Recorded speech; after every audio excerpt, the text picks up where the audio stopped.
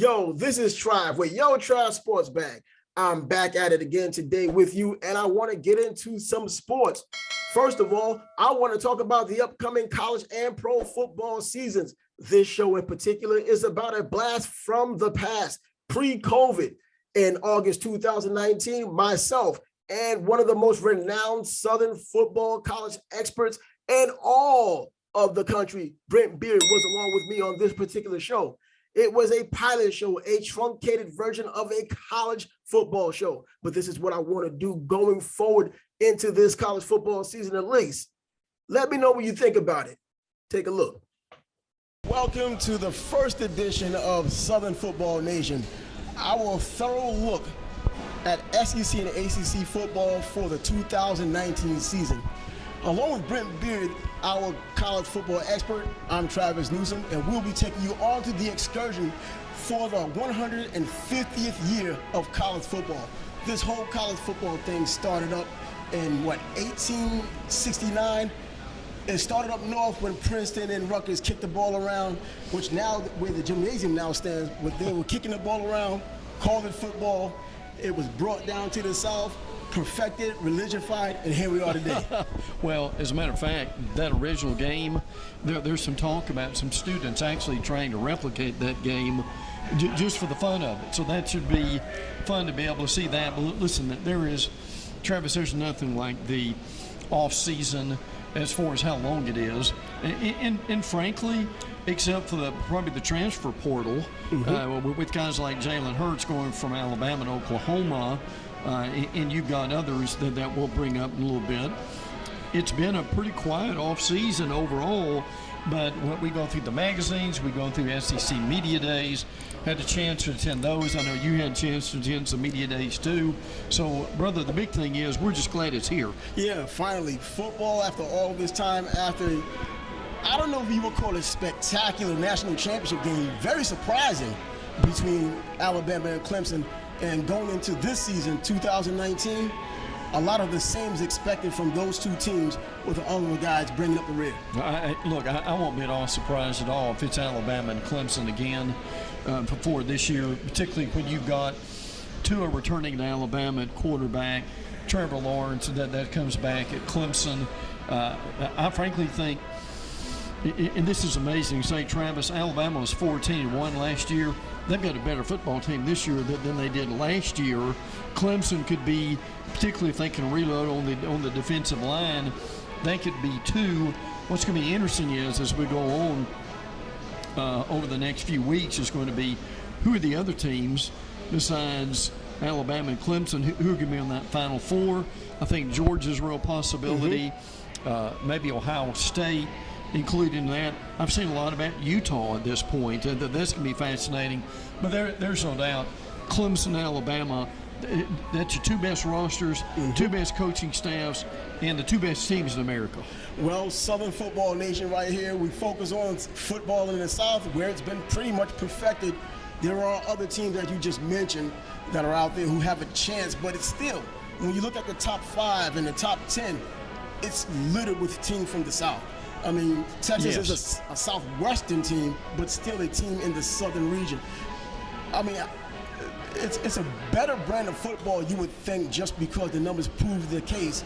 But how do teams like Alabama, who lose players every year they lose a lot of players, they come back, reload, and they've done it for such a long time throughout the Nick Saban era? Well, when you've got elite coaching staffs like you do in Alabama, among those, Travis, you stack 5 stars up like cordwood is what it amounts to, and that's what you've got with Alabama and Clemson right now. And the reason I say that they're the best, they've got the 2 best rosters in the nation. In other words, they've got the best 50 players, frankly, of anybody that are around, and you've got Dabo Swinney and Nick Saban, and they do it both at different ways, in different styles. but every year those two teams are going to be in probably not only the top 5 in recruiting tram, they're probably in the top 2 or 3. Yep. Once again, we're at Buffalo Wild Wings on the north side of Jacksonville at the River City Marketplace here in Jacksonville. For those who are in Jacksonville, they know exactly where it is. But for those of you who come to Jacksonville on occasion, i.e. during the Florida-Georgia game, this year it's going to be as tenacious as always. You can come right at this location, 13230 Central Station Drive, Northern Jacksonville, River City Marketplace, Buffalo Wild Wings. That's where we are right now. It's right next door to Cracker Barrel, which is what you told me. Yes. And that's probably the easiest way to remember it. The best way to remember it. Just put in your GPS, you end up here. But Southern Football Nation, once again, we're talking ACC, SEC. The Gators of the SEC are taking on the Miami Hurricanes of the ACC to start the season this Saturday, the 24th. A very good matchup, a lot of storylines, but once again, it leads back to what we just said. The ACC and SEC may end up in the national championship game once again. Oh, yeah. And look, this is going to be a great, I think, preview for both these conferences. I'm looking forward to being there in Orlando. I'm glad they're playing. Travis, as you know, they are going to be renewing this series in 2024, 2025. Look, I'm not saying these two teams need to play every year, but they need to play a whole lot more often than they do. Yeah, I think Florida was the team that pulled out of the series before, if I'm correct, because it was always Florida State and Miami. They had the annual battle until it became kind of stale and then got back to being an annual battle. Now Florida's back in the mix. I think college football, especially in the South, is better when you have those three teams playing one another in their round robin. But back to the original point, Alabama, Clemson, SEC, ACC, Alabama moving forward. What do you see for them this season? Well, I still think they will be the possible national champions. I think they'll win the SEC. I think they will win the West. I think Georgia will win the East. Now, look, it doesn't take a brain surgeon to figure that out. But because again, they've got the two best teams at this point. But Tua comes back, maybe the best group of receivers that we have ever seen. That's a mouthful. Yes. That we've ever seen at Alabama, starting with Jerry Jeudy, Devontae Smith. You could go on and on is how deep they are as far as their skill positions are concerned. An offense that we've rarely ever seen, an offense last year under Tua, a quarterback that set Alabama records, and I think we can see something very similar this year. Yeah, you mentioned Georgia, and earlier you mentioned about how it's been a pretty quiet off season. Well, quiet on the recruiting front, quiet on the kind of the storyline as far as teams, but as far as tumult, things that have happened with the Gators and the Georgia Bulldogs with players leaving, coming and going, that's been an issue for Georgia especially. How are they going to overcome that in addition to the quality players they've lost to the NFL? Well, I think as far as Georgia is concerned, I think Georgia is going to be, frankly, is going to be fine. I mean, when you look at All-Stars with Jake Fromm, in the job that he's done, he's a Heisman Trophy candidate. Now, Travis, I would go out, and I don't think it's even going out on a limb. I would say they very well, under Sam Pittman, they may have the best offensive line in the nation. And, you know, it's no surprise. For some reason, there are two things you can guarantee at Georgia: great running backs and great offensive lines. Absolutely. Even if they have a quarterback who's not doing that great, you can guarantee the running backs will come to play and the offensive line will open up the holes. And, you know, Elijah Holyfield left, and that was probably the best duo of running backs in the country last year, especially in the SEC. He's gone, but Swift picks up. Jeremiah Holman is not on the team anymore. He was their most explosive, statistically, wide receiver in terms of yards per reception. How do they overcome that? Well, and I think that's a problem. If they've got a weak spot, I would say it's probably at receiver at this point. Demetrius Robinson, you remember the kid that transferred from Cal? Yes. And never really did anything last year. I think he's going to have to be one of these guys that's going to be able to step up. But, again, you mentioned DeAndre Swift. He can catch the ball coming out of the backfield. Again, I think, and I know they've changed coordinators, but at the same time, Georgia's Georgia, and with the talent that they've got, I think they will be fine. Big game early on. They start with Vanderbilt next week, which I think may be a better game than people realize. Yes. It usually is between those two. It is. And then Travis, what I think is the most anticipated game in years is Notre Dame with Ian Book at quarterback comes to Athens in September. And obviously that was a humongous game. I would argue that game for Georgia when they played at Notre Dame, yes. Georgia was able to hang on with a slugfest. We thought the score would be in the teens, and it was. But I think that jump-started them to a lot of what they are today. Well, you mentioned Notre Dame. Notre Dame, you never really know what to expect because there's still a bunch of hype about Notre Dame every year, even when they don't have the quality of players.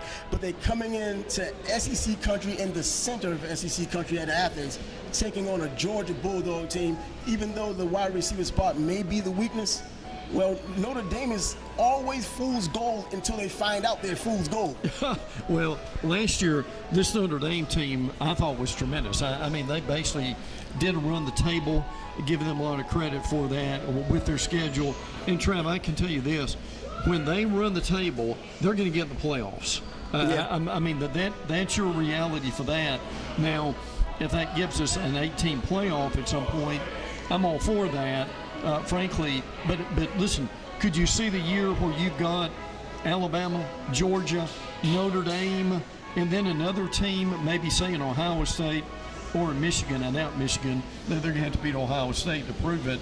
And then at that point, we're certainly going to see some change in the playoff situation. But again, one of the Georgia beat writers told me at the SEC Media Days, this Notre Dame game may be the most anticipated game with Georgia in their history. That's a mouthful. Because they don't think Notre Dame will come back to Athens probably in a long, long time. Yeah, it's kind of like the Michigan and Notre Dame rivalry that disappeared once upon a time. I don't think after this game, a little bit of that Southern exposure they're going to get is going to be something they want to see once again. You know, moving on in the SEC, we have LSU, another team. Ed Orgeron, what's going on with this team? Well, I think the big thing for LSU is the promised spread offense, and I think people are going to have to see that to believe it. They have brought over, even though Steve Ensminger is their offensive coordinator, they have brought over Joe Brady from the Saints. Now, Joe Brady is a really good offensive mind. Brady is going to help them with their passing game. That's what's been missing, not only with Ed Orgeron, Travis, but also with, go back to Les Miles. Anyone else who's played the quarterback spot, for some reason, it's an absolute sticking point for LSU. Yeah, absolutely. And now Joe Burrow comes back. Joe Burrow obviously played with them last year. Orgeron talked about being able to use Burrow and his legs too as a true dual threat quarterback. Got to be careful with that though. If he gets hurt, they don't have a lot behind him. Is the problem. So what can they do this year? I think they end up being second behind Alabama in the West, frankly, Travis, because you've got Auburn and A&M that we'll get into in a few minutes. But again, huge game for LSU early on. They go to Austin. They play Texas. And I think that's going to determine a lot of where they are. LSU is in the top 10 pretty much in all the rankings in the magazines and in the polls so far. But there's a lot of people doubting them. Can they end up in the top 10 before it's over? But I still think they will be good enough because of their schedule. And I love Dave Aranda, their defense coordinator.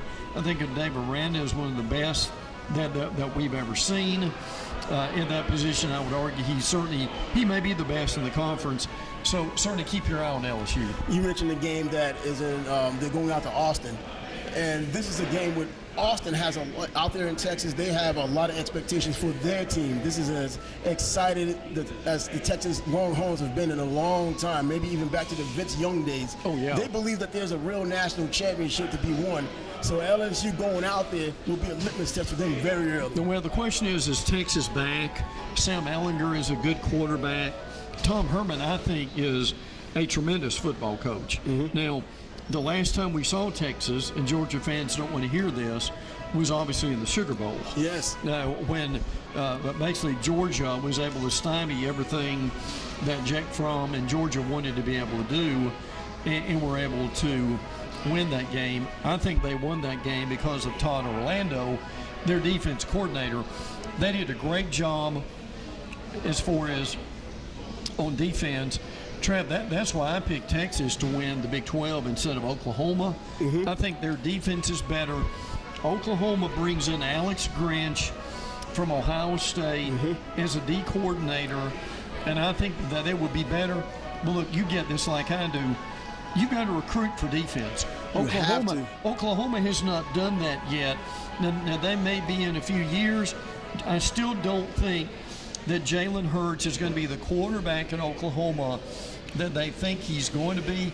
Spencer Rattler or Mordecai, who is there, those two guys made up starting for it's over.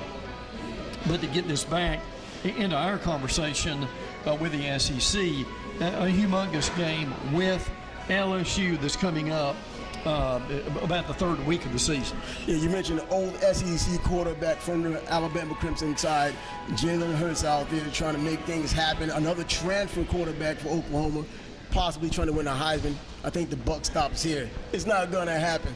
It's unfortunate because, according to everyone, he's such a nice guy, a good guy, but it doesn't always make a great football player. No, it does. And see, the issue here is what with Jalen is he's a leader. He's a strong kid. I mean, Travis, he can squat 500 pounds. Yeah. And leg press probably 600 or 700 pounds. He's a tremendous runner. Took Georgia by surprise in the SEC championship game last year. And Georgia, for whatever reason, did not prepare for him. They were ready for Tua. They weren't ready for Jalen Hurts. But again, Trav, you've seen Jalen throw, and I mean, Jalen is not an accurate quarterback. And at some point in that Big 12, in those spread offenses, you've got to be good, don't you? The Big 12 throws the ball all the time, and it makes it look as if the defenses aren't even available. That's right. You know, they have great quarterbacks, at least for what they're doing. Sure. And the running backs catch out of the backfield as well. Jalen Hurts, I think, unfortunately, gets exposed as a passer once again, even though we've seen enough of it in the SEC, but he's got to do it in the Big 12, and it's going to be a big problem. Now, moving on a little bit in Alabama, we have the Auburn Tigers. They made their selection for their starting quarterback this year, and it's who? It's Bo Nix. Bo Nix is the legacy Patrick Nix, as you remember, who was a stalwart quarterback at Auburn years ago. Undefeated quarterback. That's right. Patrick is also a high school coach in the state of Alabama. This came down to Bo Nix or Joey Gatewood. And our listeners and viewers are very familiar with Joey Gatewood, who comes from Jacksonville. Now, Gatewood did a really good job in the playoffs by leading his team. And I talked to coaches who played them. I said, what was the difference in playing Bartram Trail? And what they told me was they simply could not bring Gatewood down. Gatewood physically looks like Cam Newton. big boys, guys. Now, we're not saying he's Cam Newton, but Nix, even though he threw several picks in the first scrimmage, he was able to win the job.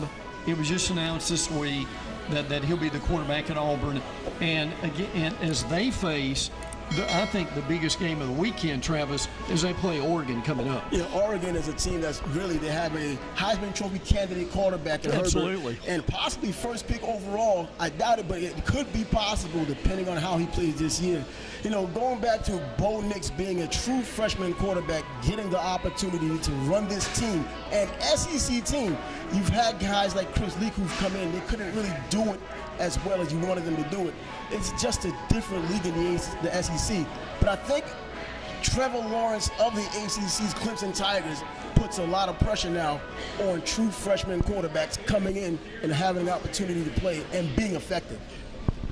These freshmen, what you're seeing now, Travis, is a situation to where these freshmen start with these quarterback coaches when they're less than 10 years old. Yeah. I mean, it's unbelievable to be able to see that, which is why by the time they get to the collegiate level as freshmen, that they're as poised and that they're as accurate as they are. And look, I get the dual threat situation and have a lot of respect for that.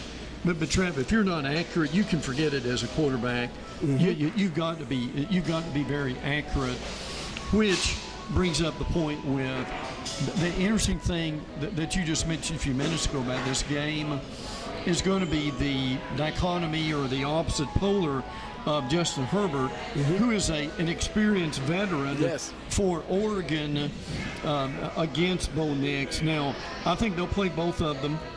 What helps Nix is they've got their entire offensive line comes back. And they can run the ball.